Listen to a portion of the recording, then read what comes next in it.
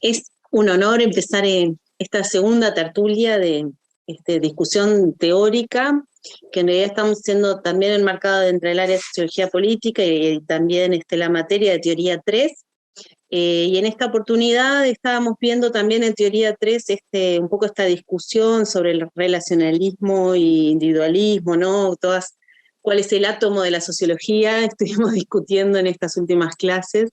Y bueno, y pensábamos que estaba bueno también traer este debate teórico a la luz un poco de la contemporaneidad y rever un poco las categorías de análisis que nos pueden ilustrar o no. Así que bueno, una mesa de lujo. Voy a dejar a los estudiantes que prepararon acá un poco la dinámica y los van a ir presentando incluso a los expositores y cómo está pensada la actividad. Así que adelante. Bueno, arranco yo.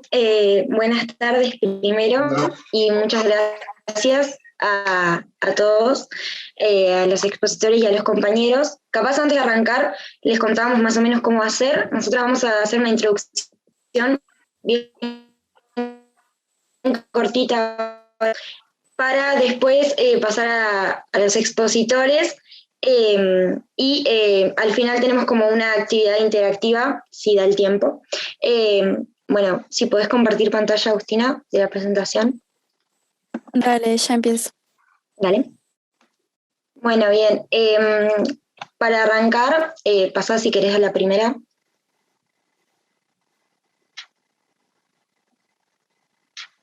Bueno, vamos a empezar diciendo que como cientistas sociales, y gracias a toda la teoría que nos antecede y la que día a día se crea, podemos decir que las sociedades van cambiando con el paso del tiempo. Las percepciones que las personas tienen respecto a la realidad y a los actos va variando, y de este modo, por ejemplo, cuestiones que antes... o sea, actos que antes no se cuestionaban o se veían como correctos, con el paso del tiempo pueden pasar a cuestionarse, verse de forma crítica y pensar que no son correctos, o bueno, por lo menos que se dé ese cuestionamiento. Y es de acuerdo con esto que la ciencia va variando también para estudiar de la mejor manera posible la realidad social. Respecto a la pandemia, podemos discrepar de muchas dimensiones de esta, pero lo que está claro es que es un hecho social que ha hecho variar la realidad de muchas personas y a su vez la perspectiva que estas personas tienen de muchas cosas. Y bueno, teniendo en cuenta esto, en este debate nos proponemos analizar bajo la oposición de el relacionismo y el individualismo metodológico los conceptos de Bourdieu, Boudon y Elster, que bueno, los tratamos en el curso y queremos como cuestionarlos a la luz de la actualidad y también de este hecho. Bueno, a continuación vamos a hacer una breve introducción de los autores. Pasá si querés.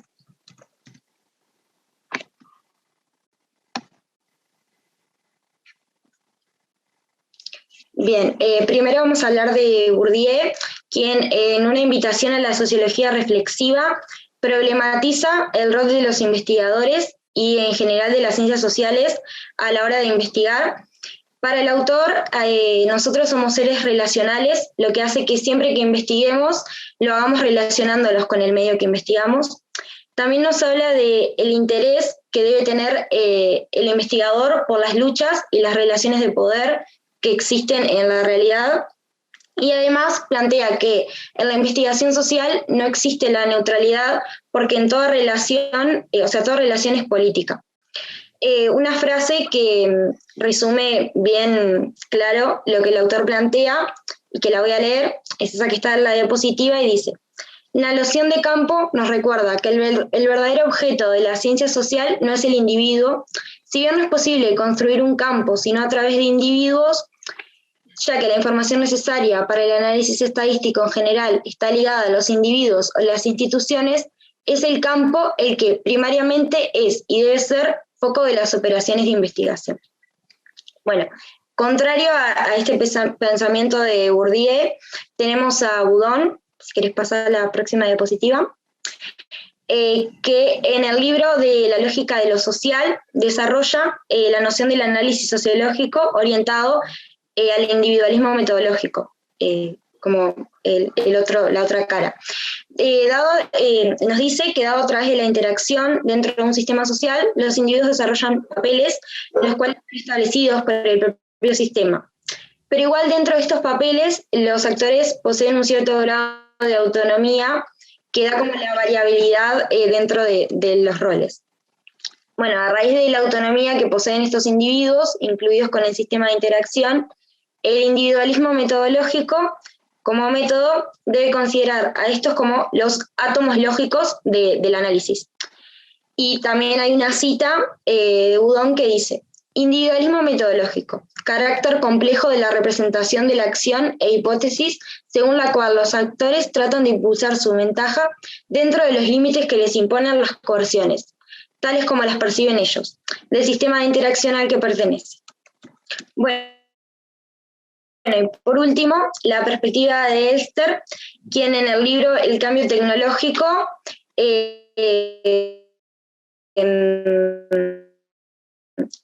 pasa así. Ahí.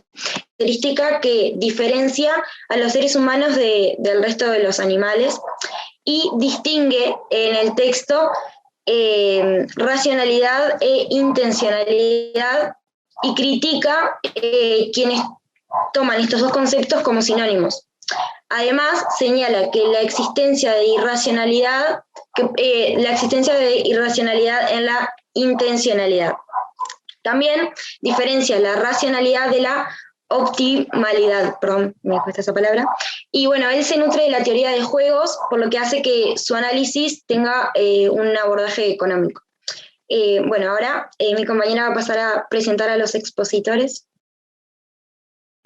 Bueno, buenas tardes. Después de la presentación de mi compañera, de Jennifer, bueno, como ya lo pueden ver, nosotros tenemos como expositores al grado 5 Francisco Pucci, que bueno, más allá de que él es el que está encargado de la cátedra de teoría 3 y que este año está de sabático. Bueno, su línea de trabajo o el área de trabajo es la parte de la sociología del trabajo. Después tenemos a la profesora emérita Susana Mayo, que bueno, ella tiene una línea de trabajo o una línea de un campo de estudio bastante amplio, que es desde las ciencias sociales, desde la política, bueno, y por último tenemos a el licenciado, se me fue, Hugo de los Campos, en el cual, bueno, su base de trabajo es la metodología, la investigación y la epistemología. Trabaja en bueno, como ya lo dijo mi compañera, le vamos a dar la palabra a Francisco Pucci, que él va a hacer su exposición, y bueno, y después de su exposición vamos a tener una instancia de preguntas para los compañeros que quieran.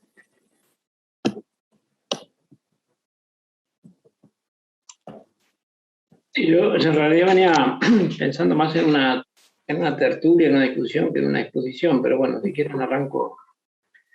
Y por lo que entendí, lo que quieren un poco, por lo menos lo que viene en la presentación, es articularlo un poco con el contexto actual de esta discusión, digamos, más bien vinculada al contexto actual.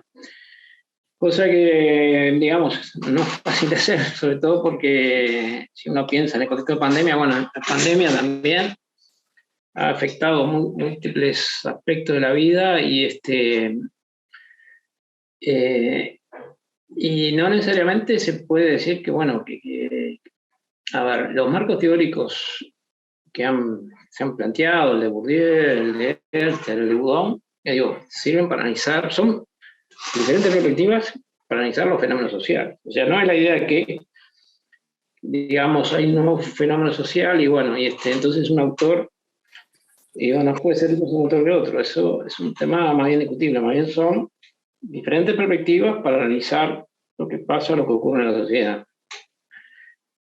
Pero eso en líneas generales, ¿no? El concepto de Bourdieu, como expresaba las ideas de Bourdieu, como lo expresaba la compañera, la primera expositora, está muy centrados en la idea de, sobre todo el concepto de hábito, ¿no? Que es un poco la idea de reproducción de la estructura.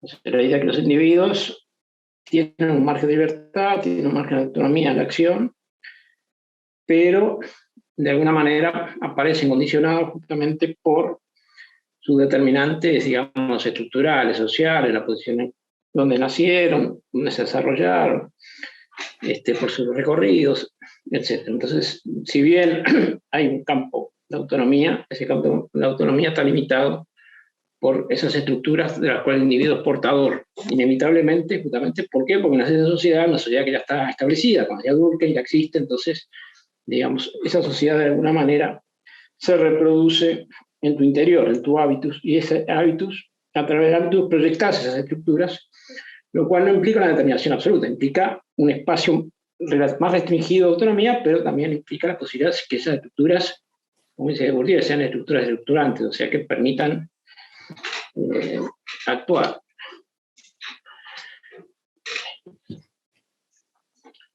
En la línea de, digamos, de Boudon, digo, Boudon y Elster, digamos, la línea de individualismo metodológico, lo que de alguna manera discute es no discuten la existencia de estructuras, o el hecho de que las estructuras de alguna manera establezcan oportunidades o coerciones al individuo. Lo que discuten en la idea de individualismo metodológico es la idea de que una explicación científica no es tal si de alguna manera toma en cuenta las decisiones de los individuos. Es un poco lo que coinciden tanto Boudon como Elster en esa gran corriente.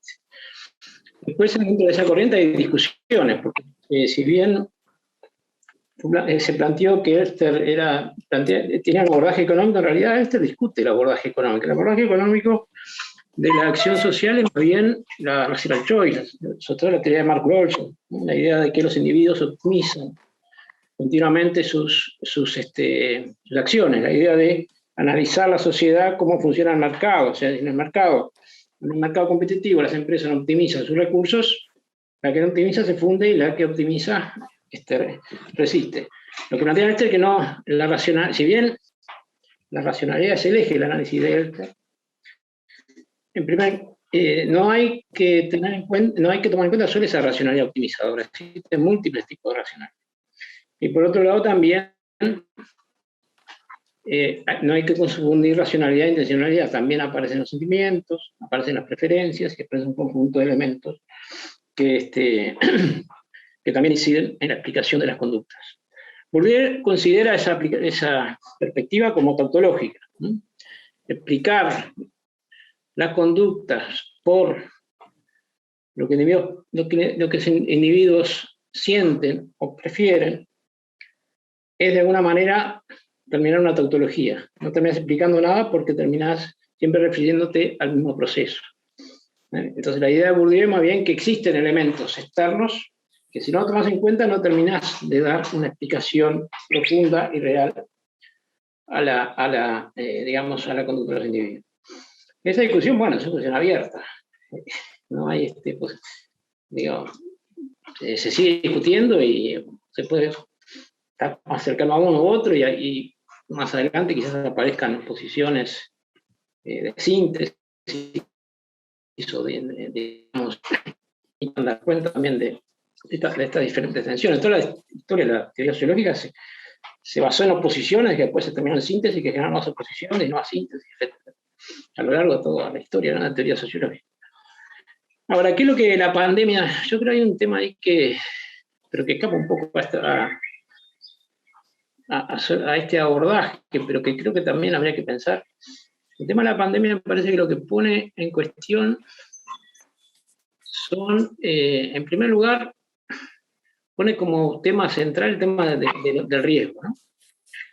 Hablar de pandemia, cuando hablamos de pandemia hablamos de algo que de alguna manera genera un conjunto de procesos que son difíciles de prever, difíciles de controlar. Procesos que de alguna manera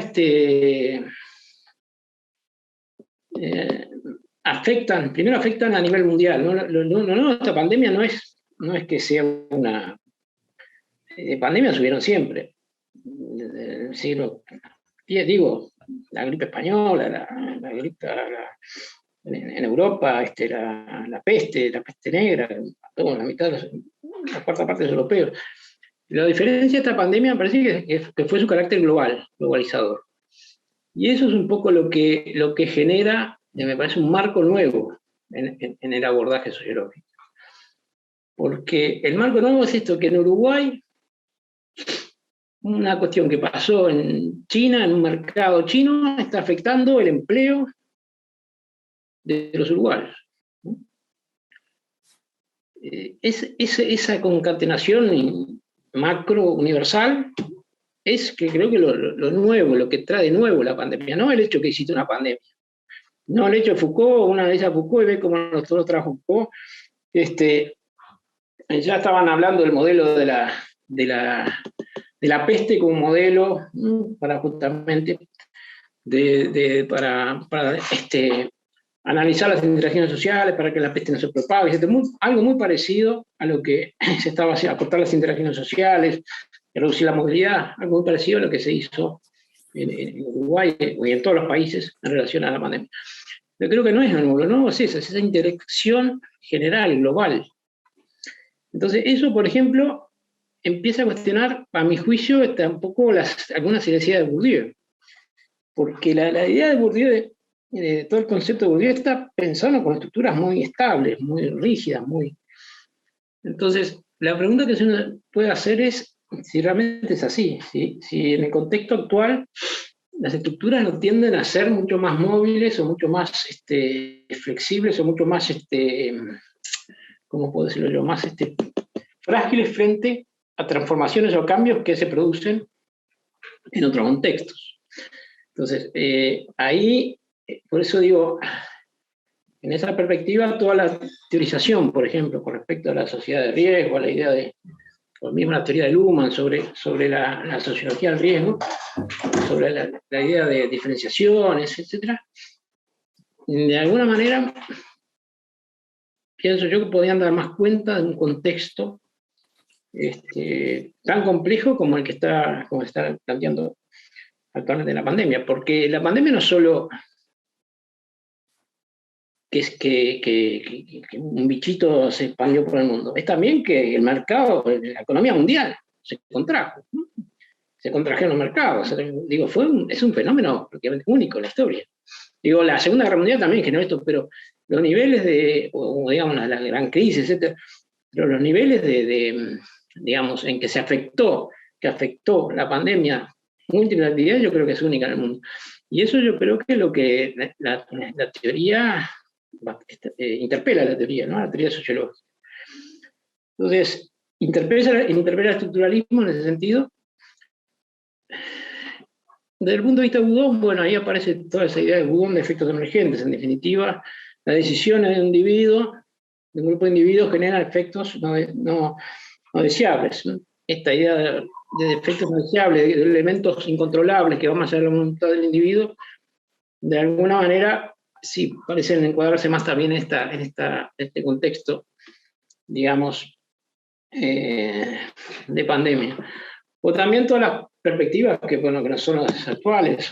Vamos, la idea de las soluciones de las estructuras, ¿no? Las estructuras en realidad, las estructuras rígidas, fijas, en la actual etapa de la modernidad, en definitiva, esto nos pone como una sociedad de riesgo, como una sociedad moderna, una modernidad avanzada. Aunque seguimos siendo pobres y latinoamericanos, tenemos elementos de las sociedades modernas.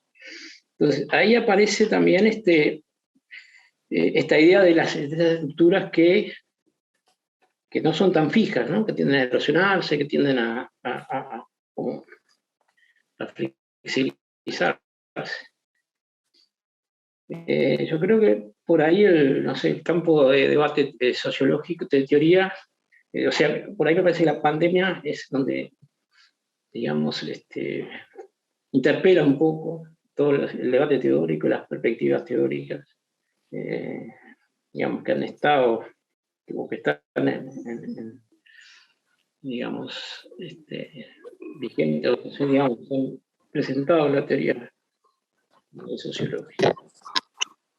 Lo dejo por acá, porque no sé, si después lo podemos retomar o discutir, pero tampoco, no sé, quería hacer una exposición demasiado larga. No sé, de pronto dejo la palabra a otros para después retomar el debate. Bueno, entonces capaz que seguimos con las exposiciones y después si alguien tiene alguna pregunta en referencia a lo planteado por el profesor, bueno, lo va anotando y a lo último, cuando terminemos las exposiciones, hacemos la puesta en común. Si les parece bien, pasamos con la profesora Susana Mayo. Bueno, ahí está bien. Buenas tardes. Alejémonos de la cámara. Bueno, buenas tardes. Primero, bueno, quiero agradecer a la invitación de Anabel. Muchas gracias. Son temas que súper interesan en este momento. En segundo lugar, quiero también agradecer a Francisco, a Pancho, porque hablar de Bourdieu, estando él, es casi vergonzoso. Y en tercer lugar, bueno, ya lo dije, Hugo de los Campos, he leído artículos súper interesantes de él y el proceso de acumulación que ha hecho es muy importante. Quiero hacer dos o tres, ¿por qué estoy tan grande? Bueno, quiero hacer dos o tres aclaraciones. En primer lugar, decir que recibí un mail de ustedes, los organizadores, en donde me pedían que hablara de Bourdieu. Yo le dije, bueno, ¿cuál Bourdieu? Y menos estando el doctor Pucci. Y me dijeron, bueno, habla de lo que quieras. Se recibió un segundo mail que me dice, bueno, podrías hablar de la pandemia. Uno de los mails creo que era Agustina y el otro era un joven. Y yo dije, bueno, entonces me empecé a preparar pandemia.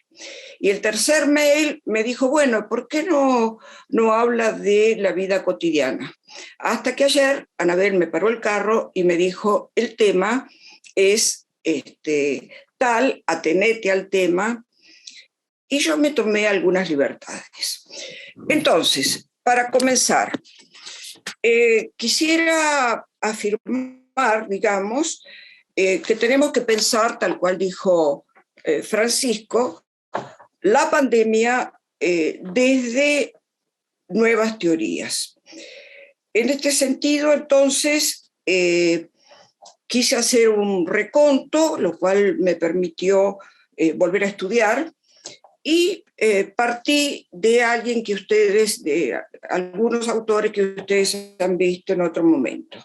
En primer lugar, busqué la forma en que la teoría del discurso se había incorporado lentamente, pero con toda certeza, a lo que es la sociología. Partí muy rápido de lo que es, obviamente, Goffman y Garfinkel, en donde realmente su libro Estigma ustedes han visto y ha tenido en general mucho éxito.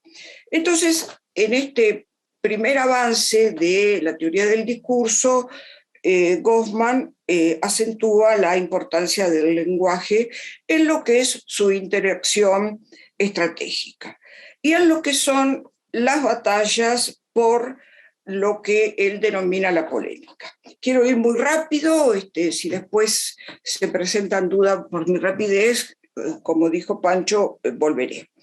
En segundo lugar, Garfinkel subraya lo que es la constante entre toda relación, es decir, cuál es el sentido con el cual se comunica. Eso, insisto, es la introducción de la teoría del lenguaje a la sociología. ¿Quién entonces, no quiero extenderme más, quién entonces de alguna forma retoma y que ustedes han visto en lo que es el acto de habla, sin duda es Habermas, y en su teoría de la acción comunicativa, que ustedes han visto, recompone de alguna forma todo lo que es la teoría del discurso a través de distintos autores y sobre todo respetando a Wittgenstein. Con esto termino una primera parte y paso directamente a lo que es el individualismo metodológico. Bueno, en este caso recurrí a lo que son viejos textos. Uno descubre que realmente ha hecho una acumulación de libros que son importantes y que se pasa años sin tocar. Me refiero, por ejemplo, al libro de Olin Wright, en donde Clase, Crisis y Estado me lleva directamente a la problemática que efectivamente se planteó. ¿Cuáles son las funciones? Primero, este intento de síntesis entre el marxismo y Weber, ¿no es cierto?, que sobre todo Serbowski intentó hacer con diverso éxito, con más éxito en las ciencias políticas, que de hecho han trabajado esta cuestión de la clase social y los roles de género, y sobre todo la ciencia política entre los 80s y los 90s incorporó sobre todo la posibilidad de incluir las estadísticas a sus estudios. Es por eso que ustedes ven constantemente a los politólogos contándonos cómo vienen las elecciones. Bueno, en ese sentido, entonces, la elección racional y las decisiones de la acción individual, tal cual ustedes han leído y se han planteado, son determinantes en esta teoría del individualismo metodológico. Es decir, son las explicaciones intencionales para comprender los fenómenos individuales. Bueno, este individualismo metodológico persiste, de hecho, todavía en la actualidad a través del discurso del individuo libre, del individuo que puede hacer y realizar a partir de su libertad las elecciones que más le convienen. Bueno, Bourdieu. No me voy a meter con Bourdieu, insisto, en este sentido, Pancho saca diploma. Simplemente voy a partir de lo que es su punto de vista como de la gente formando parte de agente del hecho social, y la objetivación como parte inseparable del proceso de objetivación. ¿Qué es el objeto entonces? Todo esto lo vieron, pero quería de alguna forma aportar. El proceso de objetivación es la construcción del objeto. Y acá aparece un tema que es reiterado y citado por todos los sociólogos, que es precisamente la vigilancia epistemológica. Es decir, este doble trabajo que se transforma en un trabajo reflexivo. Concretamente voy a citar a Bourdieu en Razones Prácticas, en donde dice que las disposiciones constitutivas del hábitus no se forman, no funcionan y no valen sino en el campo. En un campo que, como dice Bachelard, del campo físico, un campo de fuerzas posibles, donde las fuerzas no se manifiestan sino en relación a ciertas disposiciones. En este sentido, la idea de hábitus y campo es precisamente lo que más se trabaja en la sociología, y gran parte de las tesis aparece este procedimiento de Bourdieu. Bueno, por supuesto, de alguna forma, tal cual planteó Pucci, cómo cómo trasladamos estos pensamientos a esta nueva época que estamos viviendo. Y entonces, para complacer a los que me pidieron teorías sobre la pandemia, busqué, voy a intentar ser rápida, busqué desde estas razones prácticas de Bourdieu cómo pasamos a esta nueva realidad. Y acá busqué y encontré lo que es el aflojamiento, la forma en que las relaciones sociales se han deshilachado, no quiero hablar de ruptura, se han deshilachado en lo que son las relaciones sociales durante la pandemia. Y elegí cuatro. Elegí a Bifo Berardi, italiano, que voy a hacer una breve síntesis de lo que él plantea, pero les quiero contar a quién vamos a ver y a quién vamos a analizar. Vamos a ver la polémica entre Zizek y Hultjan, y vamos a ver a Storderling, que es un alemán que realmente es así como muy interesante. Simplemente voy a plantear los enunciados de cada uno de estos autores.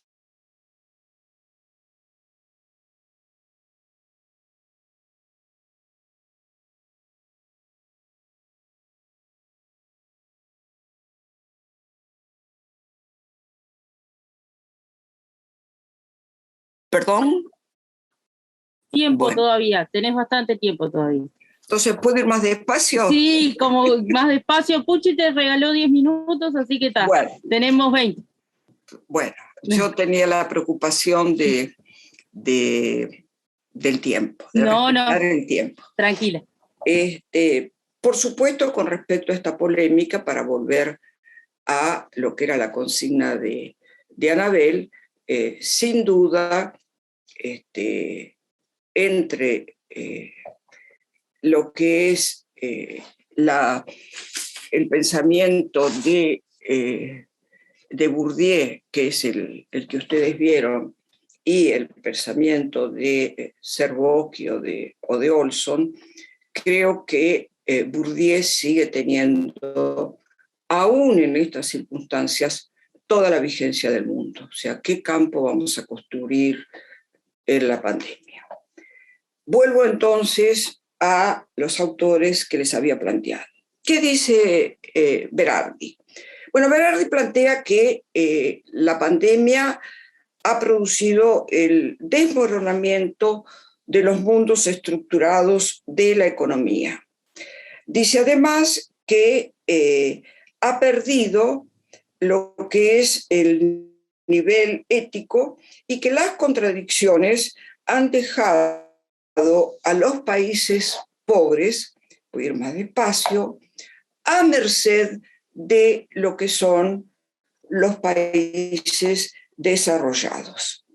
Él dice que es una necedad que ante el nuevo virus, el 75% de los procesos de vacunación se hayan concentrado en los países desarrollados y han dejado afuera a los países más pobres. El caso de África es un caso muy claro y muy concreto. Entonces dice que también plantea que existen estrategias que son divergentes.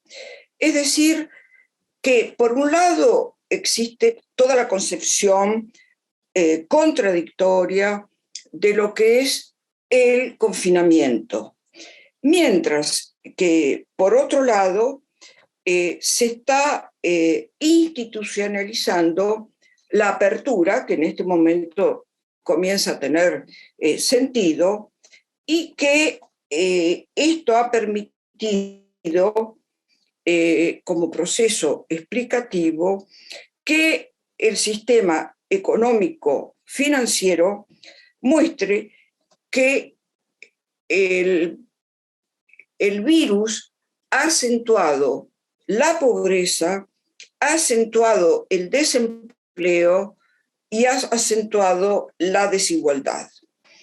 Y que simultáneamente se ha producido una concentración de la riqueza y que Wall Street confirma esta concentración a partir de lo que es una tendencia evidente dada la producción de una burbuja político, económica y financiera con lo que se plantea el fortalecimiento del capitalismo y que sobre todo las empresas y las plataformas digitales en su conjunto han concentrado efectivamente una enorme cantidad de poder. Y plantea Berardi que a esto hay que agregar las inconmensurables ganancias de los laboratorios productores de las vacunas. Es decir, queda claro, este es un tema reiterado que ustedes han visto, si efectivamente el capitalismo, que es la gran discusión planteada, ha quedado definitivamente, dice él, ha producido un desmoronamiento, o si efectivamente este capital financiero, que abarca también la política, está en pleno desarrollo. La segunda figura que vamos a ver es Zizek. Yo le tengo una especial simpatía, es así como un loco. La foto en donde saqué los artículos, que es de la revista Lobo Suelto, aparece él en una cama pequeña, arrinconada contra una pared, y arriba la foto de Stalin. O sea, provocador 100%. En este caso, Zizek plantea, ¿no es cierto?, lo que es la caída del capitalismo. Y para eso, el título de su artículo en la revista es Bill Kidd, perdón, bueno, acá está, es el golpe tipo Bill Kidd al capitalismo. Bueno, este autor, que en algún momento hemos dado con Anabel y con alguien que ustedes creo que no alcanzaron a conocer, pero quiero aprovechar, porque siempre aprovecho, para hablar de Carlos Muñoz, nuestro Basilio, que era una especie de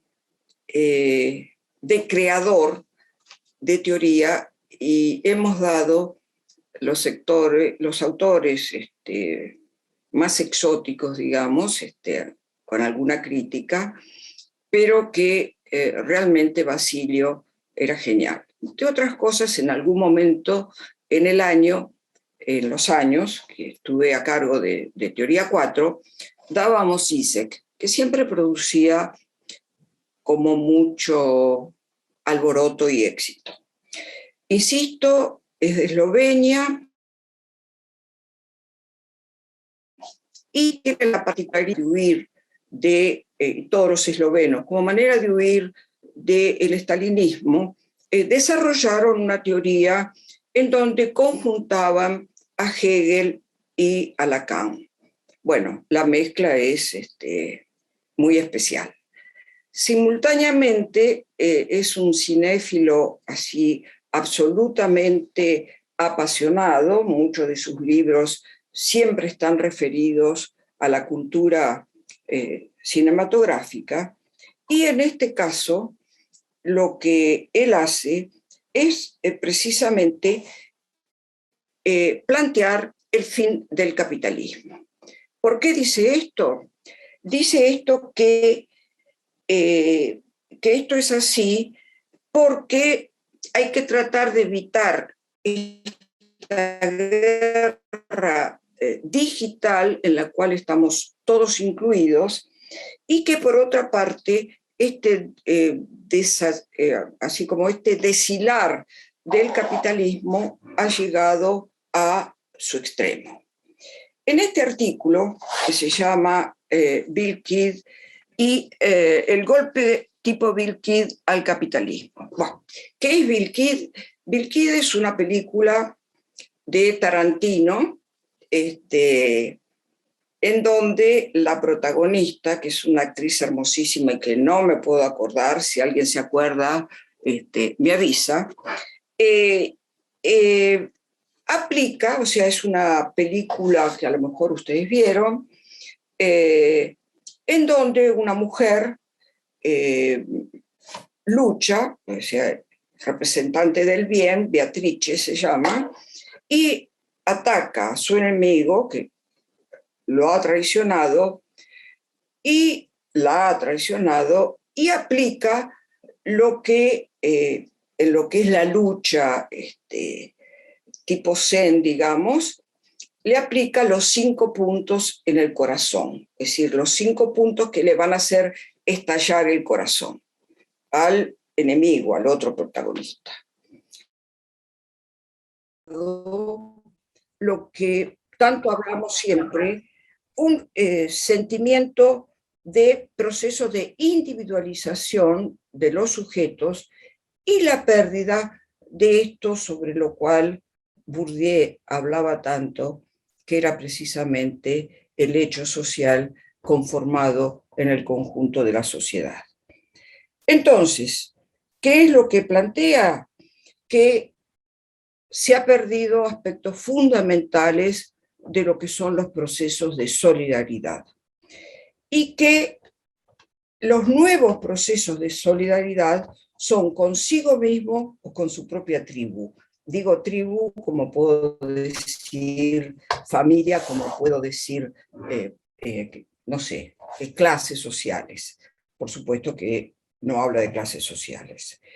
Entonces, ¿qué es la solidaridad en este momento? Dice, consiste en que cada uno se preocupe por su supremacía y que no podemos soñar con volver a una sociedad que sea solidaria para con los otros. No estoy segura, si uno piensa en las ollas que uno ve en los distintos barrios, piensa, aún en los peores momentos del virus, piensa que efectivamente, por lo menos en nuestra sociedad, hay formas de solidaridad que permanecen. Vaya el mensaje político. Entonces, el último autor que quería ver era Sloterdijk. Es Sloterdijk.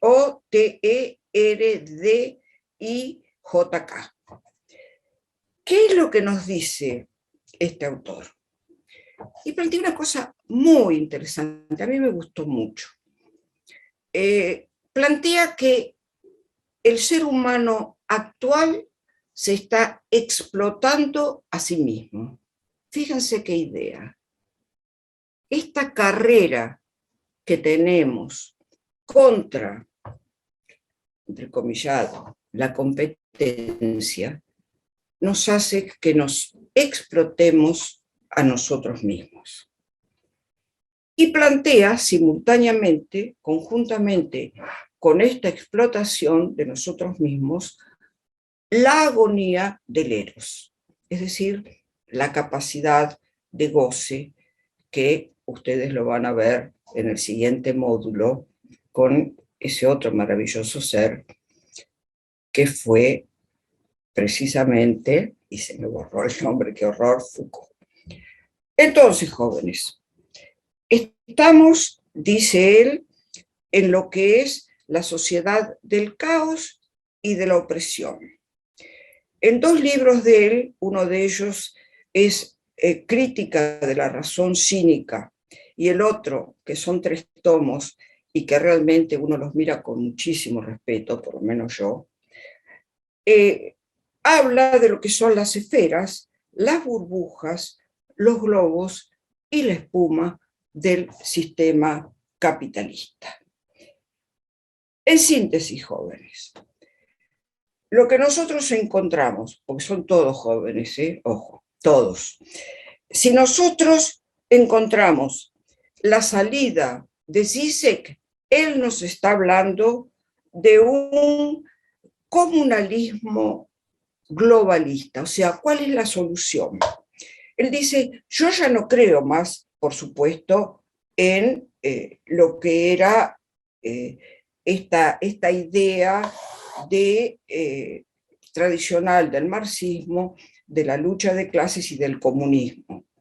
Yo en lo que sí creo es en la comunidad, el comunalismo globalista, es decir, de qué manera esta idea de comunidad, que podríamos asociarla también a solidaridad internacional, efectivamente se está cumpliendo. Bueno, si hacemos caso a Berardi, si el 75% de los procesos de vacunación de las vacunas fueron acumuladas por los países del tercer mundo, mal podemos hablar de un comunalismo globalista.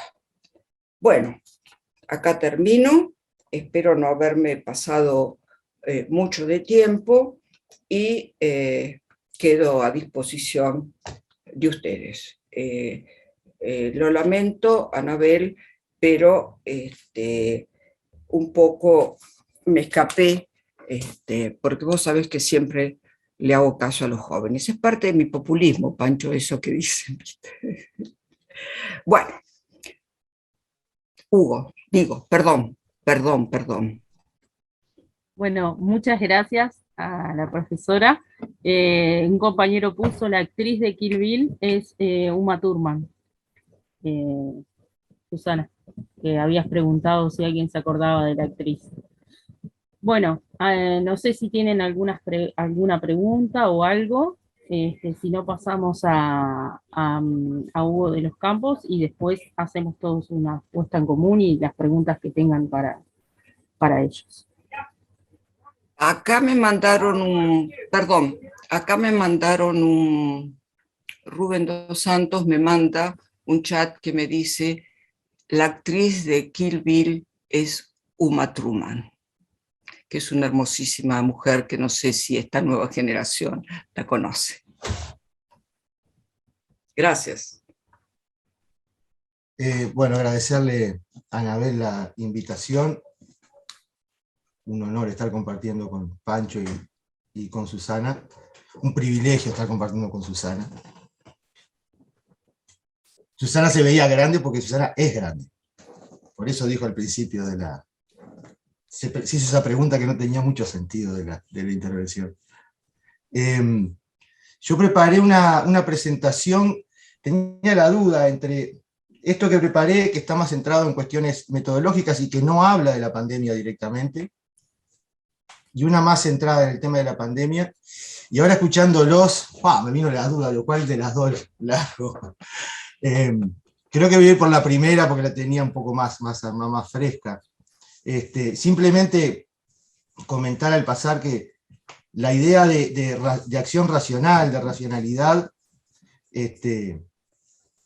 puede discutirse como muchísimos otros conceptos en la perspectiva de alguien que yo creo que fue el último Aristóteles que produjo la humanidad, que se llamó Charles Sanders Peirce, el fundador del pragmatismo, y que tiene algunos conceptos sobre la idea de racionalidad interesantísimos y que pueden aplicarse al tema de la pandemia. Yo simplemente les voy a compartir, antes de empezar la otra presentación, digamos, dos frases de Peirce, fin del siglo XIX, en el comienzo de La fijación de la creencia, que es un texto clave. Dice, hay pocas personas que se preocupen de estudiar lógica porque todo el mundo se considera lo suficiente experto ya en el arte de razonar. Observo, sin embargo, que esta satisfacción se limita a la capacidad de raciocinio de uno mismo, no extendiéndose a la de los demás hombres. Pues plantea que no hay una sola racionalidad, que hay una racionalidad individual y hay una racionalidad colectiva. Y bueno, y aboga por una racionalidad colectiva. Es decir, que entre lo colectivo y lo racional es una oposición que, porque la racionalidad necesariamente tiene que ser colectiva, tiene que incluir a los otros. Y bueno, después en la doctrina de las posibilidades, un año más tarde, esta frase tremenda, que dice, el que no sacrifique su propia alma para salvar el mundo entero, es, así me parece, ilógico en todas sus inferencias colectivamente. La lógica está enraizada en el principio social. Bueno, pero lo dejamos para otra. Las consecuencias que tienen estas ideas con el tema de la pandemia son para mí tremendas, pero me voy a centrar en lo que había preparado, y les insisto que es a ver si puedo salir de acá, voy a dejar de compartir para poder salir, que va a ser bastante medio roca, a ver por acá, y bastante fundamentalista también a propósito, en todo caso para generar un poco de debate, está más tirado hacia el lado de Elster, en algún sentido, ¿no? A ver. Y si tenemos tiempo podemos conversar sobre cómo algunas de estas cosas pueden aplicar a entender el fenómeno de la pandemia. Medio me lo escribí acá porque si no me voy por las ramas es un penal. Para arrancar, dos hipótesis. Una cosa que a mí siempre me resultó extraña es la distinción entre ciencias naturales y ciencias sociales. Es cierto que ambas comparten el apellido, en inglés Natural Sciences, Social Sciences. O sea, el apellido es el mismo. Lo que da cuenta de su hermandad por el método, según creo yo, y es un tema bastante discutible. En los aspectos más sustantivos, de los más básicos, en cómo conectamos registros de experiencia con proposiciones, en cómo realizamos inferencias, ese tipo de cosas. Pero a mí lo que me resulta extraña es la distinción en los nombres de pila. No en los nombres que designan disciplinas como la física, la biología, la química o la psicología o la sociología, aunque también en este caso los límites pueden resultar difusos. Me refiero a la distinción más general entre natural y social.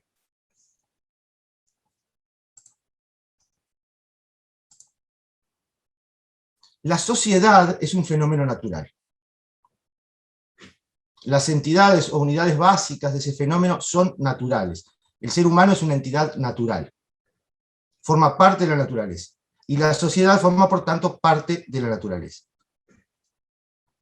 Pongo ahí un pálido punto azul, es una foto famosísima. Esa es la Tierra, ese punto que está ahí. Fotografiada por el Voyager 1 en 1990, bajo un haz de luz del Sol. Ese puntito, ahí estamos nosotros.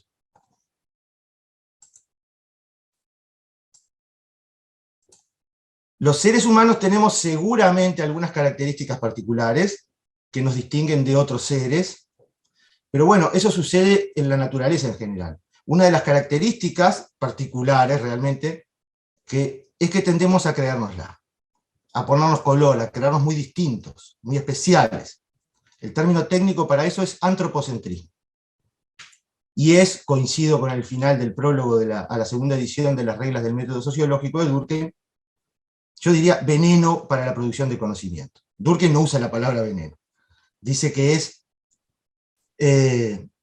un deplorable prejuicio, el creernos que somos algo distinto o algo especial en la naturaleza. Tenemos algunas características particulares, es verdad, pero bueno, otros seres tienen características que nosotros no tenemos. Por ejemplo, los pájaros vuelan, lo cual es una característica estupenda, nada despreciable. Y sin embargo, todos formamos parte de la naturaleza.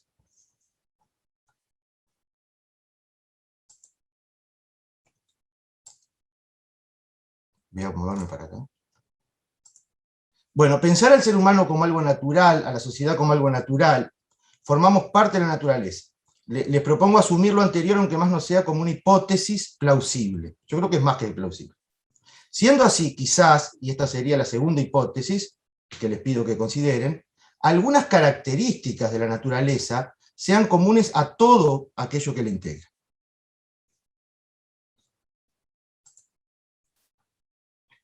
Un gran descubrimiento. El mayor descubrimiento de la ciencia, con mayúscula, en relación con su objeto, la naturaleza, es, según creo, el siguiente. Las unidades se comportan de un modo caótico.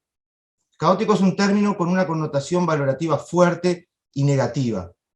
Podemos decir, de un modo no predecible. O en un sentido, que voy a precisar más adelante, porque se presta confusión, de un modo azaroso. Las unidades. Sin embargo, los agregados de unidades, a los cuales llamamos, tanto en biología como en sociología, poblaciones, exhiben sistemáticamente regularidades. Las propiedades de sus unidades más básicas se distribuyen poblacionalmente exhibiendo alguna forma regular, algún tipo de orden, que es variable, no siempre es el mismo orden, pero existe orden, regularidad en las poblaciones. Y ese orden parece provenir, y esto es contraintuitivo, del caos individual o microscópico. Voy a hacer, esto lo tomo de un artículo, una brevísima historia de este gigantesco descubrimiento, utilizando algunos pasajes de estos dos libros, La domesticación del azar, La erosión del determinismo y el nacimiento de las ciencias del caos, que tiene algunos años, y de Ian Hacking, y La sociología como ciencia de la población, mucho más reciente, de John Goldthorpe, o como se pronuncia. Me puse acá, son apenas fotogramas en una película con una duración de al menos 100 años.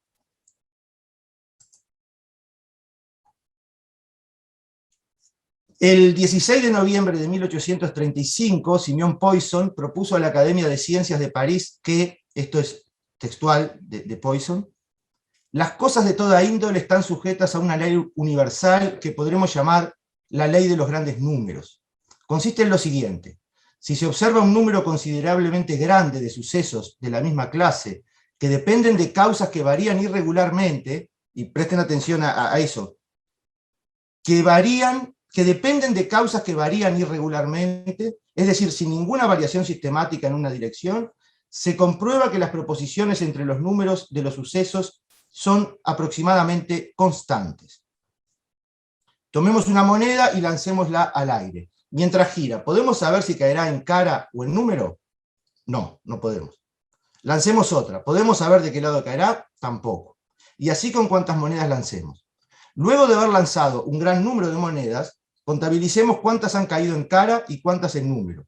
Sistemáticamente, con independencia del lanzador y del entorno en que se lleva adelante el experimento, tras un número suficientemente grande de lanzamientos, aproximadamente la mitad de las veces habremos obtenido cara y aproximadamente la otra mitad número.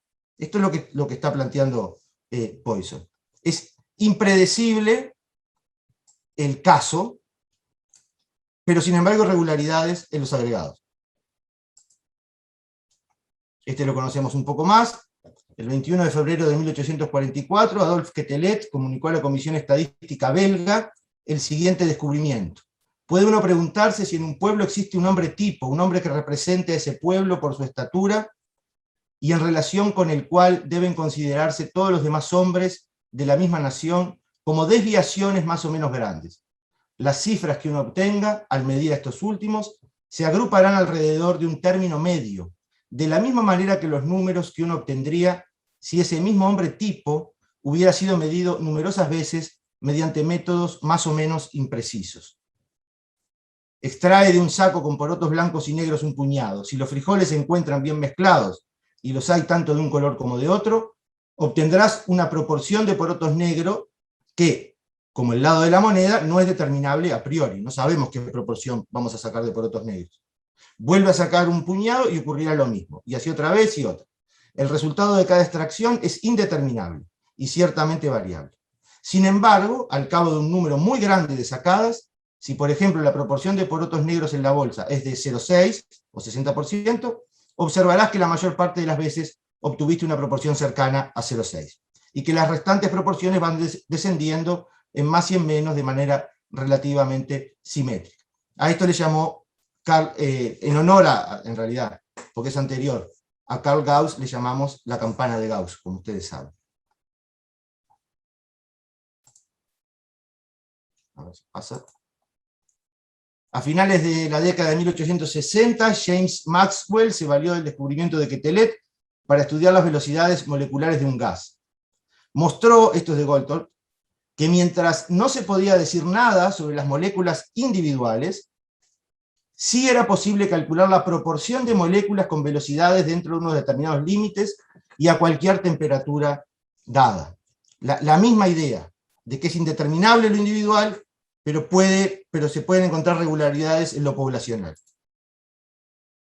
En 1897, Emil Durkheim publicó El suicidio, texto fundacional de la sociología, un fenómeno casi exclusivo de la psiquiatría, y la moral, como patología o aberración individual, era considerado en términos poblacionales. No, esto lo agrego, de repente no del todo correcto, no podemos predecir en este caso tampoco con certeza el evento individual, pero sí conocer su distribución en determinadas poblaciones. En 1922, Ronald Fisher adaptó el modelo de Quetelet con la intención de integrar las leyes de la herencia de Mendel con la teoría evolutiva de Darwin. Por esa época, el avance en la investigación sobre la naturaleza del átomo daría lugar a la gran revolución en la hermana mayor de las ciencias físicas. El subatómico resultaba ser también, y en qué grado, un mundo probabilístico. Es que la ley del azar no solo rige las monedas y los sacos de frijoles, sino todo lo que nos rodea. Así como Quetelet había derivado este principio de sus mediciones antropométricas, podemos nosotros hacerlo de cualquier cosa. Parafraseando a Neyman, también esto es de Goldthorpe, esta ley, que podríamos llamar del orden del caos, se confirma una y otra vez en poblaciones humanas u otras poblaciones animales, pero también, por ejemplo, en poblaciones de moléculas o de galaxias. El rasgo común de estas poblaciones es que, aunque sus elementos individuales estén sujetos a una variabilidad considerable y puedan parecer, al menos en algunos aspectos, indeterminados en sus estados y comportamientos, pueden, no obstante, exhibir regularidades de tipo probabilístico en el nivel agregado.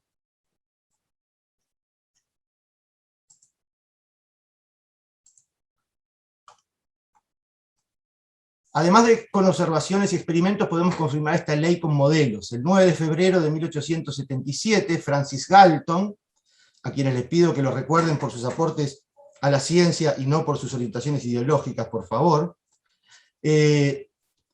presentó a los miembros de la Royal Society un aparato confeccionado con trozos de madera y clavos. Lo llamó el quincunx, pero llegó a conocerse como la máquina de Galton, o máquina de frijoles. Sobre una madera, esta es una fotografía del original, puso estas dos maderas curvadas, que hacen la forma de un embudo, aquí puso porotos, frijoles, aquí puso clavos en líneas, una debajo de la otra, de tal modo que cuando caía el primer frijol iba a golpear contra el primer clavo. Podía caer a la derecha o a la izquierda, era indeterminado. Cuando caía iba a pegar contra el clavo de la segunda fila, y podía caer a la derecha o a la izquierda, era indeterminado. Iba a golpear con el tercero, y así, ¿no? Era imposible saber cada frijol dónde iba a terminar cayendo. Sin embargo, y acá al final puso estos contenedores que aparecen aquí. Sin embargo, al lanzar un número importante de frijoles, sistemáticamente se observaba nuestra conocida distribución normal. Indefectiblemente los frijoles formaban una campana. Acá está. Y yo tengo, y les traje acá porque es un juguete que tengo de hace tiempo y que no deja de asombrarme, se lo voy a mostrar ahora, deja de compartir. Tengo una versión comercial de la máquina de Galton. A ver. Deja de compartir. Voy a bajar un poco acá. Esta es la máquina de Galton en versión comercial. ¿Se llega a ver? Sí. Funciona como un reloj de arena. ¿Sí? Sí, sí. Funciona como un reloj de arena. Yo lo voy a dar vuelta ahora. Aquí están los frijoles, que en realidad son pelotitas acá de metal. Aquí están los clavos alineados en filas, que son plástico. y por allá están los contenedores. Yo voy a girar esto, y cada pelotita va a empezar a saltar entre un clavo y el otro, y puede caer en cualquier lado. ¿Sí? No sabemos qué va a pasar con cada uno, es imposible predecir dónde va a caer cada pelotita.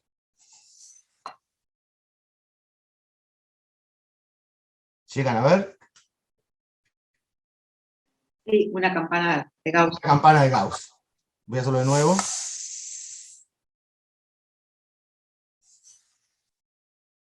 No llegan a ver ahora porque por la cámara, pero si lo ven de cerca, ven el salto de las pelotitas para lugares absolutamente distintos, ¿no? Pero otra es la campana.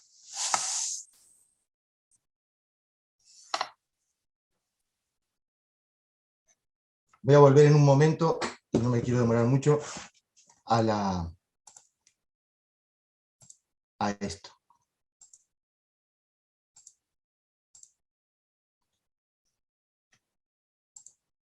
Ahora, excepto en los experimentos aleatorios, las propiedades no se distribuyen asumiendo la forma de la campana de Gauss. Rara vez observamos en la naturaleza distribuciones con la forma presentada por Quetelet. En su lugar observamos variaciones en las distribuciones de atributos de las poblaciones. Y esto ustedes lo conocen, hay algunas distribuciones que se van más para la derecha, otras que se van más para la izquierda, algunas que se levantan, otras que se aplanan. Es decir, las distribuciones de las propiedades no son normales, digamos, en el sentido que descubrió Quetelet. ¿A qué se deben estas variaciones? ¿Y por qué van cambiando además en el tiempo estas distribuciones? Tercera hipótesis. Existen fuerzas que hacen variar las distribuciones de las propiedades individuales en las poblaciones. Y estas fuerzas, sean de naturaleza individual o colectiva, tienen efectos en el ámbito individual, micro, es decir, producen algo en el ámbito micro. Irregularidades en el ámbito poblacional. Voy a subir la cámara. Acá tienen, por ejemplo, una distribución típica del salario. No es una distribución normal, obviamente. Están concentrados los salarios bajos a la izquierda. La mayor parte de las personas ganan poco. Algo tiene que estar pasando para que esta distribución se tire hacia la izquierda. Algo tiene que estar forzando esto hacia la izquierda. Una nota rápidamente, porque se me fue un poco de tiempo, sobre el azar. Azaroso significa determinado por fuerzas cuyo efecto conjunto no podemos predecir para el caso, que producen ciertas regularidades en las poblaciones. Azarosos no significa que no existan causas. Como decía Poisson, es que dependen de causas que varían irregularmente. A mí me han dicho en más de una oportunidad, si a mí me das toda la información vinculada al lanzamiento de una moneda, la fuerza con que se impulsa el dedo de la moneda, el peso de la moneda, el ángulo del dedo al cinchar la moneda, la presión atmosférica, el viento, yo te puedo decir en el momento que sale la moneda si va a caer cara o va a caer cruz. Y probablemente se pueda hacer, conociendo todos los parámetros, todas las causas, todas las fuerzas, vamos a decir, que están influyendo, yo puedo determinar si va a caer cara o cruz. Ahora, lo interesante de esta ley del orden en el caos es que, aún conociendo todas esas variables y pudiendo predecir exactamente dónde va a caer una moneda y la otra y la otra y la otra, cuando hago todas las tiradas, los resultados describen una distribución normal. Eso es un fenómeno interesantísimo de la naturaleza. Voy a volver, ya estoy terminando. Por acá.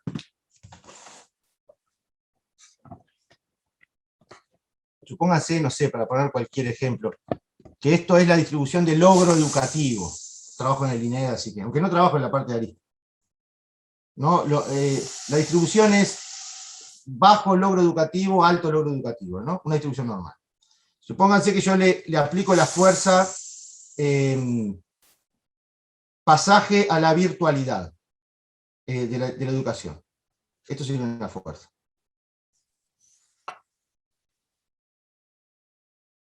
Sigue existiendo una distribución normal, pero tirada hacia un lado. ahora yo le aplico la fuerza, el nuevo modelo pedagógico, inclusivo, lo que sea.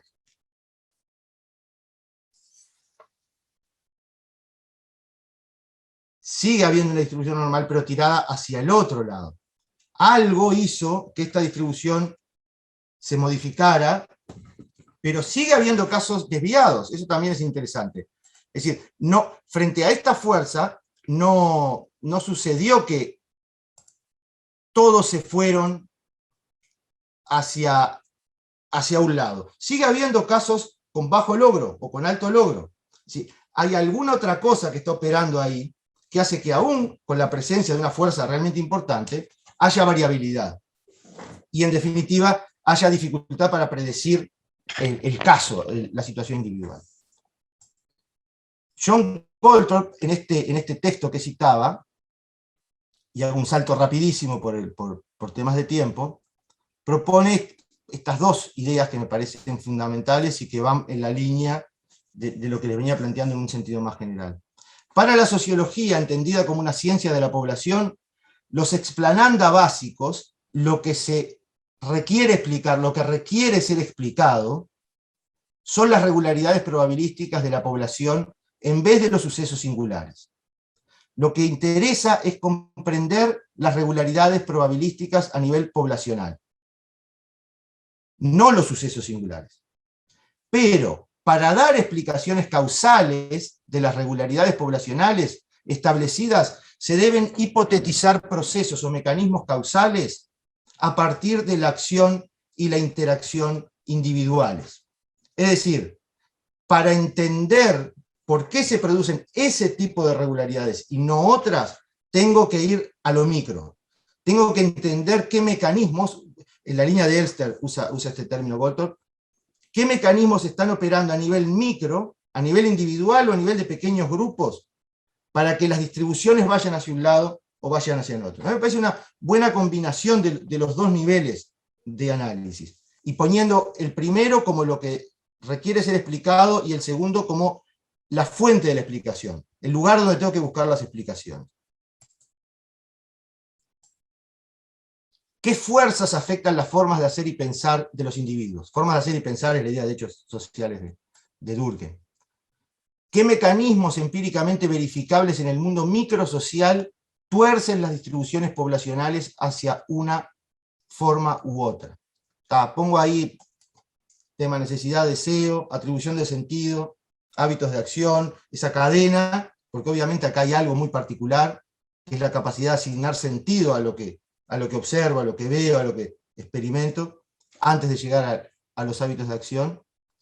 Y terminaba con estos dos, 25 minutos, perdón, con estos dos pasajes extraordinarios de Max Weber, que Goldthorpe en un momento lo menciona, pero trata como de separarse un poco.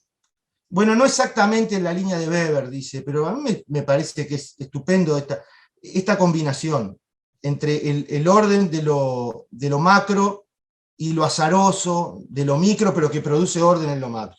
Dice Weber, si falta la adecuación de sentido, nos encontramos meramente frente a una probabilidad estadística no susceptible de comprensión. Si falta lo micro, nos encontramos frente a probabilidades estadísticas sin mucho sentido. Y esto, aunque conozcamos la regularidad en el desarrollo del hecho, tanto exterior como psíquico, con el máximo de precisión y sea determinable cuantitativamente. Es decir, solo conocer las regularidades poblacionales no nos informa mucho, más bien nos informa muy poco. Y lo hacemos permanentemente en sociología. Ahora bien, por otra parte, dice Weber, aún la más evidente adecuación de sentido solo puede considerarse como una proposición causal correcta para el conocimiento sociológico en la medida en que se pruebe la existencia de una probabilidad determinable de alguna manera de que la acción concreta tomará de hecho con determinable frecuencia o aproximación la forma que fue considerada como adecuada por el sentido. Forzándole un poquito la línea de Goldthorpe, la más evidente adecuación de sentido o de acción racional o como lo quieran llamar, solo puede considerarse como una proposición causal correcta para el conocimiento sociológico en la medida que se pruebe que eso termina conduciendo a determinadas regularidades al nivel poblacional. Si no, lo que hacemos son biografías, básicamente, o crónicas.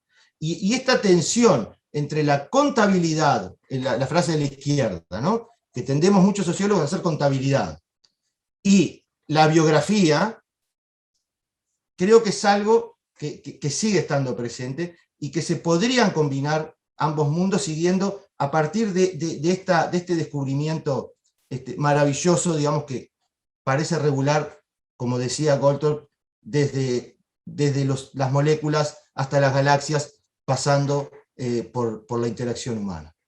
Bueno, dejo por acá. Bueno, le agradecemos al profesor Hugo de los Campos y volvemos a plantear si hay preguntas, si los compañeros tienen preguntas, si los profesores o los que estuvieron exponiendo tienen alguna pregunta entre sí que se puede dar. Si abrimos ese espacio. Bueno, capaz Analía tuvo algún problema con el internet o algo, pero sí, nos aparece Francisco primero, así que si querés... me parece muy interesante lo que, bueno, todas las exposiciones, lo de Susana y lo de Hugo. Yendo un poco más centrado en esto último que planteó Hugo, eso es un poco contra lo que reacciona cierta corriente de individualismo metodológico, sobre todo Boudon, ¿no? La idea del modelo causal mecánico, la idea que hay fuerzas, sean culturales, sean sociales, que explican el comportamiento. La idea del individualismo metodológico, por un lado, rechaza esa perspectiva. La idea es que en realidad lo que rechaza es la idea del modelo de caja negra, ¿no? Hay dos fuerzas, una determina a la otra, pero ¿qué pasa en el medio?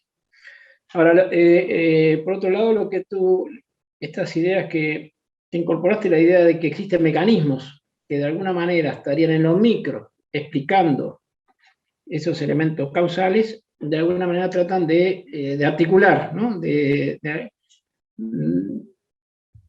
superar ese modelo de caja negra, incorporando el individualismo metodológico, pero sin dejar de lado procesos más amplios, procesos, digamos, causales, más que causales, relaciones de variables más amplias, ¿no?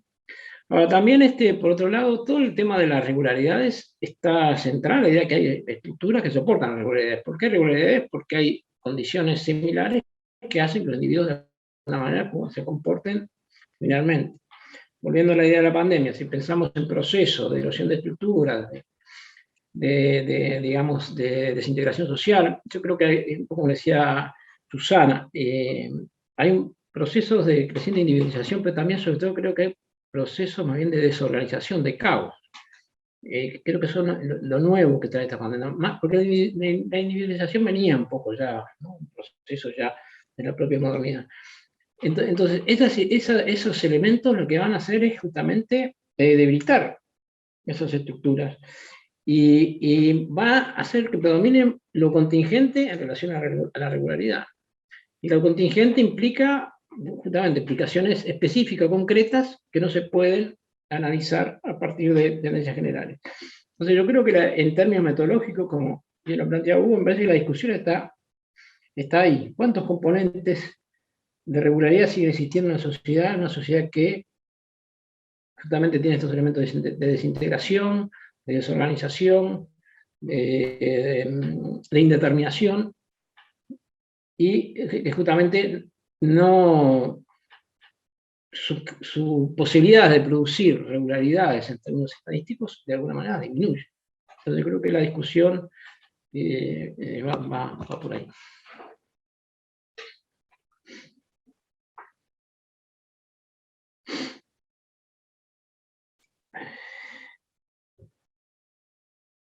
Yo la dejo.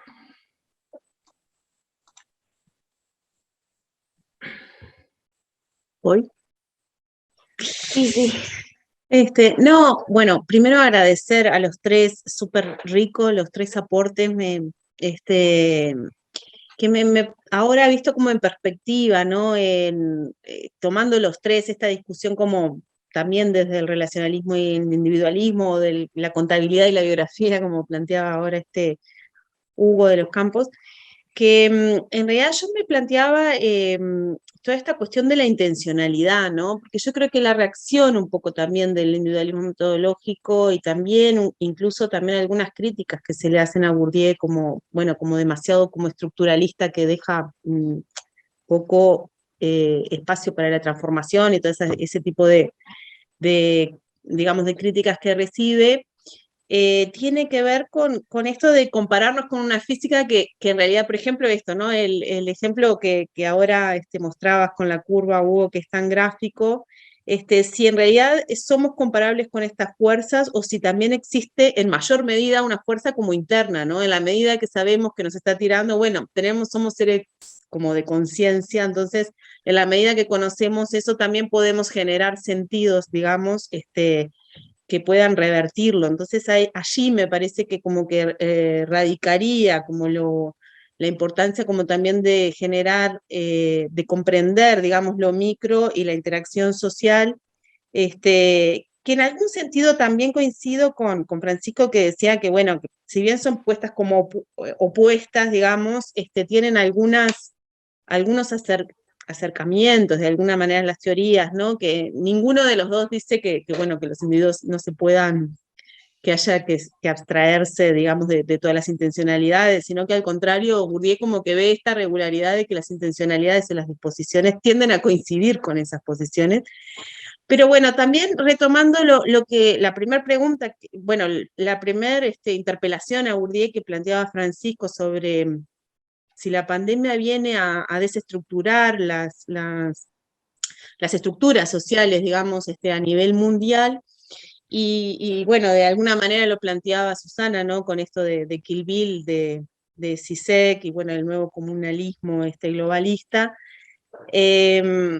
Capaz que preguntarles a ustedes como dónde lo ven, porque hemos tenido también en clase este debate de, bueno, se ablandan las estructuras, hay mayor capacidad como de transformación, o en realidad se encrudecen en realidad las estructuras, como la lógica del capital también como dentro o sea que mi duda y mi pregunta va tanto en términos como lo planteaba Hugo de las probabilidades, ¿no? Si hay alguna variable en este contexto tan particular que hace que las probabilidades también sean como más azarosas en el sentido de que las causas sean más irregulares o no, o en la concepción más como de Francisco, esto que lo planteaba como el riesgo, la incertidumbre, como que desestructuraría, ¿no? Flexibilizaría algunas estructuras, como en qué lo ven de alguna manera, porque bueno, hemos trabajado en esa contradicción en el primer módulo, ¿no?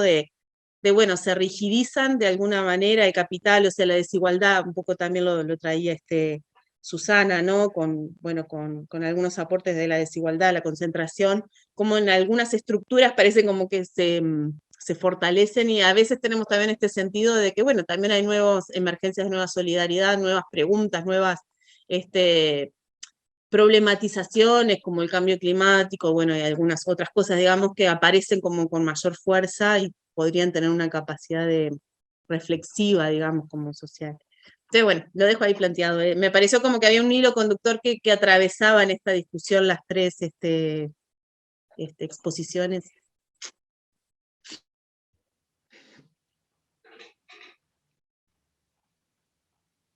Rubén, si querés, que estás vos ahora.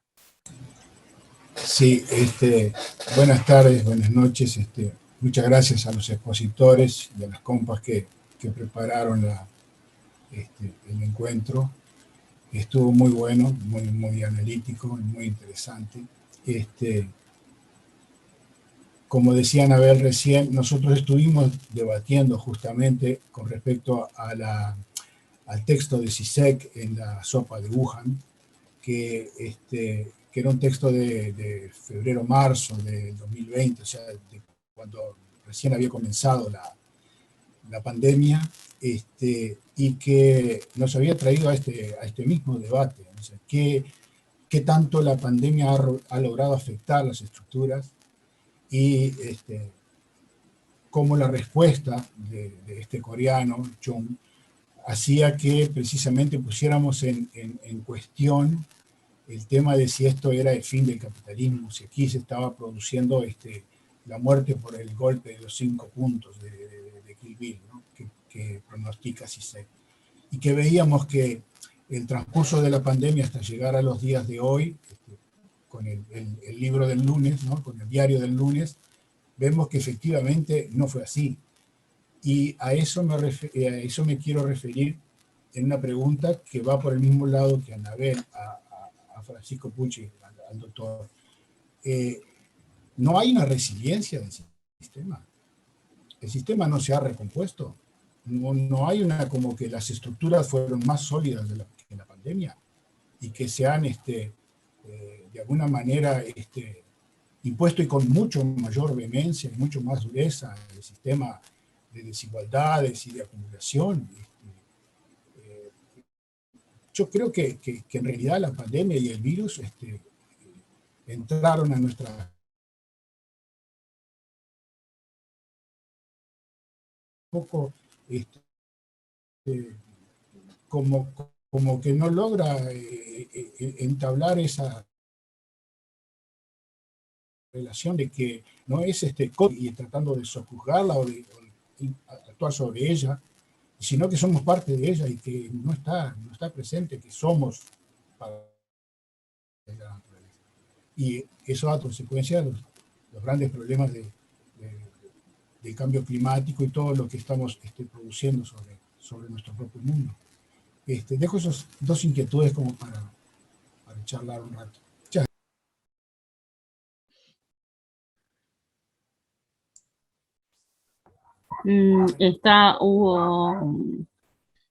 Quería hacer un comentario respecto a lo que planteaba Pancho sobre el tema de las fuerzas y después una referencia muy breve a la idea de solidaridad que trajo Susana, que también se habló.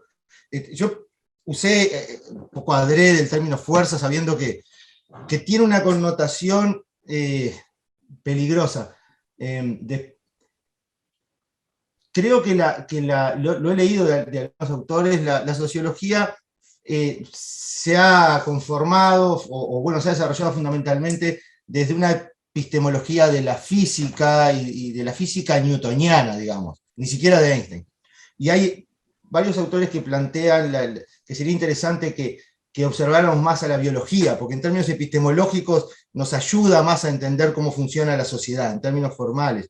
Claro, nosotros asociamos fuerza a eso, algo que viene de afuera, que se nos impone, que es externo, pero es fuerza en un sentido mucho más general. Existen determinadas fuerzas, condicionantes materiales, por ejemplo, la necesidad de comer, de tomar agua, de tener un abrigo. Eso va a condicionar las acciones individuales y las interacciones. Existen fuerzas de orden psicológico. Yo había tomado acá algunas frases que no me dio no los quise poner para no hacer más largo todavía la presentación. William James, por ejemplo, dice: el principio más profundo de la naturaleza humana es el deseo de ser apreciado. ¿Ah? El principio más profundo de la naturaleza humana es el deseo de ser apreciado, de ser reconocido por otro, de ser considerado parte. Eso es una fuerza. En un sentido muy amplio el término fuerza. En la orientación de la acción va a estar jugando eso. Hay otros más sociales.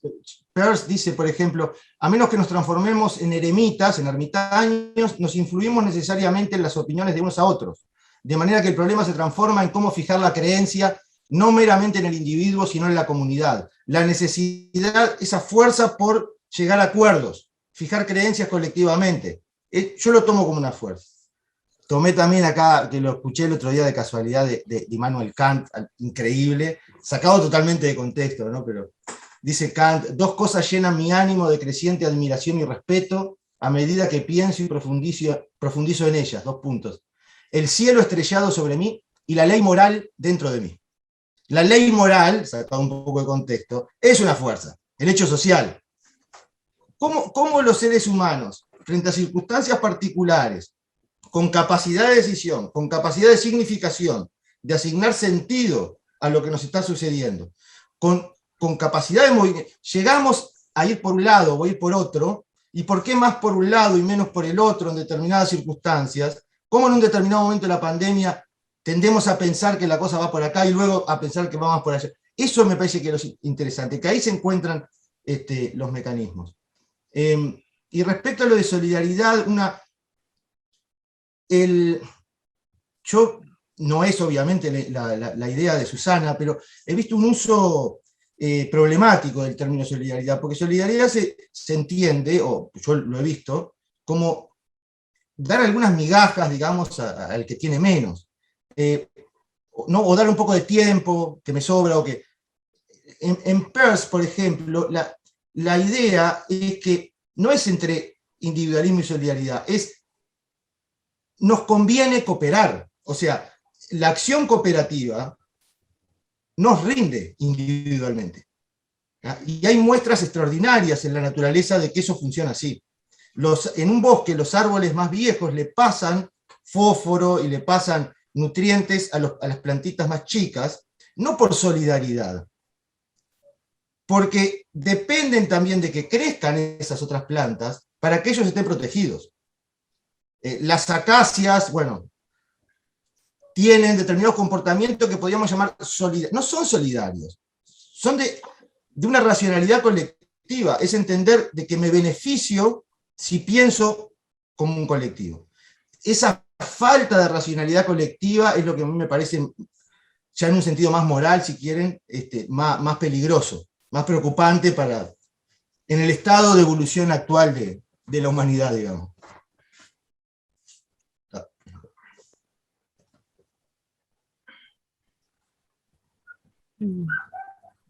No sé si le damos a William o le damos intervención a Pucci para contestar. Sí, si querés rápido contesto la pregunta. La idea de que haya una erosión de las estructuras, una individualización, justamente fortalece el capitalismo, no lo debilita para nada. Es un poco lo que plantea toda la teoría de la sociedad de riesgo de Beck. La desigualdad es cada vez mayor, lo que pasa es que es cada vez más individual. Entonces todas las formas colectivas, por ejemplo, de resistencia a la desigualdad empiezan a perder peso. En el mundo del trabajo, los individuos transitan por diferentes recorridos laborales, no tienen posiciones fijas, eso también hace erosiona todas estas ideas de conciencia de clase, de colectivo, todos esos elementos, por eso cuidado, los cambios en la familia son elementos que forman parte de todos estos procesos. Cuidado que estos elementos, estas ideas no van en detrimento de capitalismo en crisis, pero al revés. En términos de capitalismo, es justamente lo que dice Beck, que en realidad el capitalismo está realmente en su fase actual, en su fase perfecta. ¿Por qué? Porque el capitalismo es individualista. En realidad, las sociedades clásicas industriales eran parcialmente modernas, porque subsistían formas colectivas que venían, digamos, de modos tradicionales, un poco lo que dice Haber, ¿no? Lo que hizo el capitalismo en los últimos años, de los 90 para acá, es individualizar todas las relaciones sociales. Y eso le dio fuerza. Esa es la esencia del capitalismo. Individualizar. Lo que pasa es que ahora, además de eso, yo creo que hay otro tema que es el tema de la desorganización, de caos, de una indeterminación mucho mayor que incluso que la que planteaba un poco Beck en la discusión de la sociedad.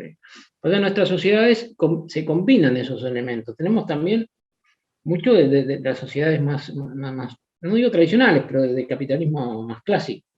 Por eso se mantienen esa forma de solidaridad. Y en esa mezcla es que, digamos, la sociedad nuestra, pues todavía los problemas de clase la distribución de los riesgos sigue la lógica de la estructura de clases. Entonces, los problemas de las clases no están resueltos en la sociedad. Bueno, compañera, solo para contestar. Bueno, no sé si William quiere intervenir. Bueno, buenas noches a todos. Agradecer a Francisco, a Hugo y a Susana. Bueno, a Hugo lo estoy conociendo ahora. Francisco lo conozco porque cursé Teoría 1, creo. hace unos años. Ahora me arrepiento, pero nunca fui a un teórico de teoría y bueno, en pocas palabras me dejaste claro varios conceptos, o sea, es tarde para arrepentirse, pero bueno, ya la cursé y ya salvé el examen, así que no. Y a Susana Mayo la conozco porque, bueno, en la carrera anterior que hice estuve en contacto con muchos de sus artículos que publicaba en Quehacer Educativo y después para los concursos también, y bueno, conozco bastante de su pensamiento y bueno. Varias cosas para sacar, para que quedan ahí como para reflexionar, ¿no? De Francisco, bueno, esa idea de que no se puede explicar un hecho, cualquier hecho sin recurrir a explicaciones individuales. Eso, bueno, pero la explicación esa puntual me quedó más clara porque lo intuía cuando empecé a leer, pero claro, que alguien te dé un punto de vista tan simple, tan simplificado, digamos, está bueno, te aclara.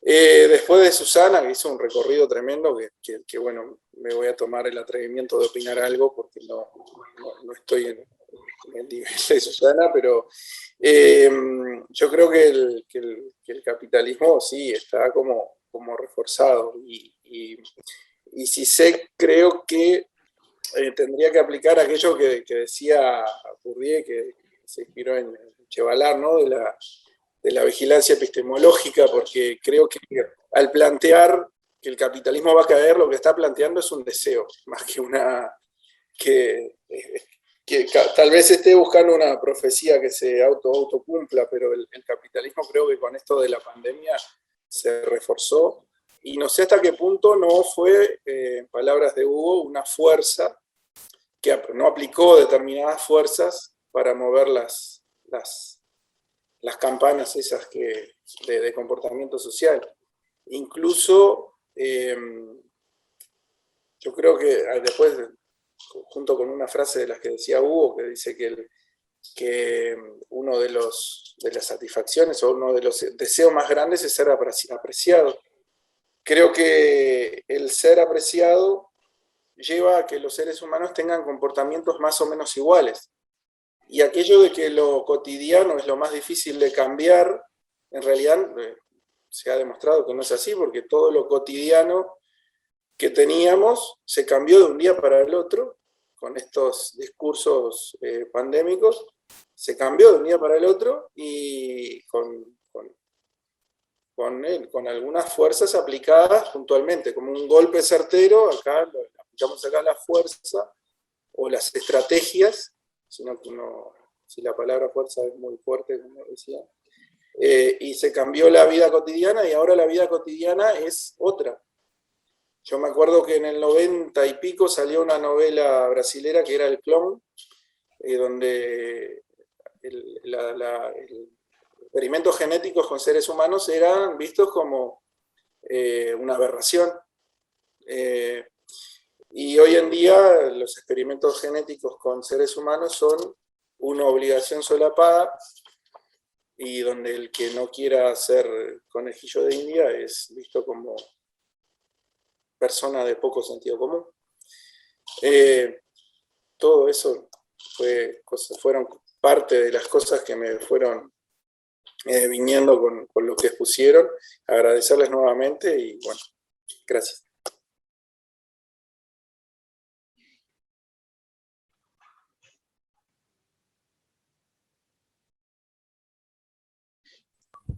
Quizás una reflexión, y capaz que ya después el cierre que tienen pensado también ¿no? en la moderación, pero una reflexión quizás es que cuando se piensa en esto de la desestructuración, o como en estructuras como más flexibles, en realidad yo lo veo como una reestructuración, si es el individualismo, digamos, es una reestructuración, y en el ejemplo, de alguna manera, que ponía Hugo, a veces el negar las regularidades, el vernos como sociedad y solo ver eso, ¿no? La imagen, digamos, de que cada uno también, llevada al límite, ¿no? De que cada uno es libre de elegir, como también en la responsabilidad, digamos, la libertad responsable, también hace que no podamos también tener espejos de esas fuerzas que también nos atraviesan, ¿no? Entonces, por lo tanto, también tener menos reflexividad como sociedad. Y acá me hizo pensar mucho lo que planteaba Hugo de esta idea como cooperativa, que por supuesto, digo, ya saben los estudiantes que defiendo mucho frente a la idea más apocalíptica, digamos, de hacia dónde va la sociedad, esta idea cooperativa, pero que solo se puede como reconstruir desde imaginarios que retomen estas fuerzas que nos atraviesan como para reflexionar sobre ellas y poder generar como otros espejos de sociedad. Imposible reconstruirlos desde el individualismo, como pensando, ¿no? Como en una estructura que es sálvese el que pueda. Esto es como imposible y en realidad creo que los ejemplos que toman desde el individualismo metodológico sobre los efectos, digamos, emergentes en este sentido, de la lógica individual lleva a efectos emergentes que no son solidarios, no porque se busquen, obviamente.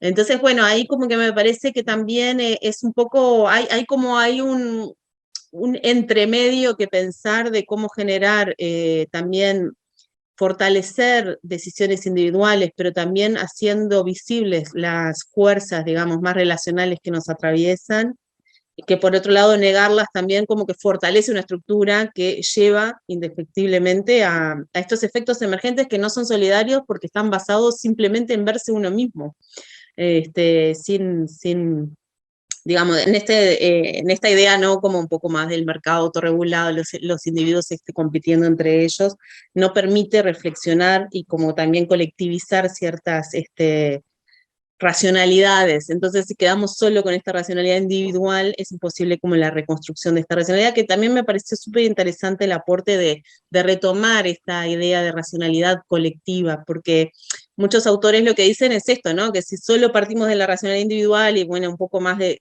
tipo de acción más estratégica únicamente, que no es lo que propone así simplemente el individualismo metodológico, pero sí las concepciones más económicas, más duras, es lo que lleva el sistema es obviamente los resultados son irracionales, porque es el hambre, es que la extracción de la naturaleza, es poner también las generaciones futuras en peligro.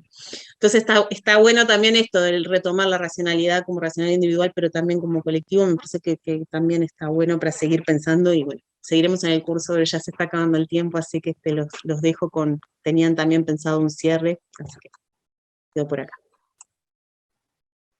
Sí, para cerrar, estaríamos haciendo una dinámica para poder intercambiar entre todos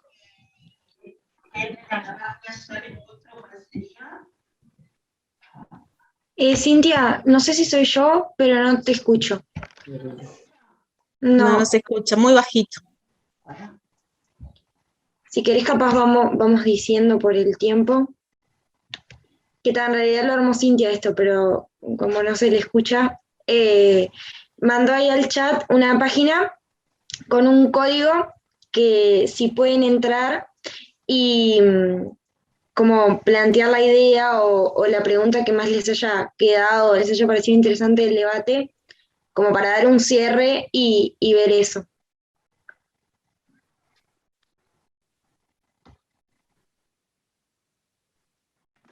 Esa es la página y cuando entran les pide un código y es ese que está ahí y después es solo escribir la palabra, la frase o lo que sea.